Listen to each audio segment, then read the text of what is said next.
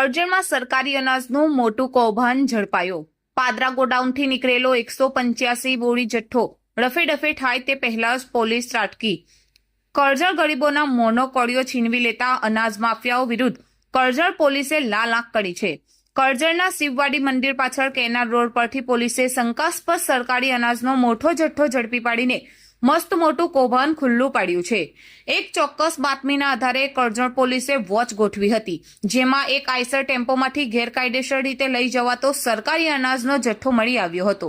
પ્રાથમિક તપાસમાં જાણવા મળ્યું છે કે આ અનાજ પાદરા સરકારી ગોડાઉન ઉપરથી ભરીને લાવવામાં આવ્યું હતું અને કરજણમાં તેને સગે વગે કરવાની પેરવણી હતી।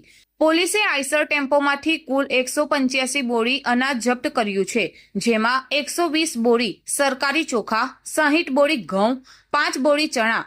આ મામલે કરજણ પોલીસે તાત્કાલિક ધોરણે એક વ્યક્તિની અટકાયત કરી છે।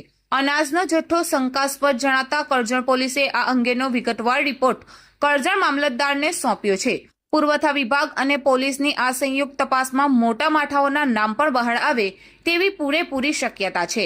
સવાલ એ ઊભો થાય છે કે પાદરા ગોડાઉનથી આટલી મોટી માત્રામાં અનાજ નીકળ્યું છતાં જવાબદાર તંત્ર કેમ ઊંઘતું રહ્યું? શું આ કૌભાંડમાં સરકારી કર્મચારીઓની પણ મિલીભગત છે?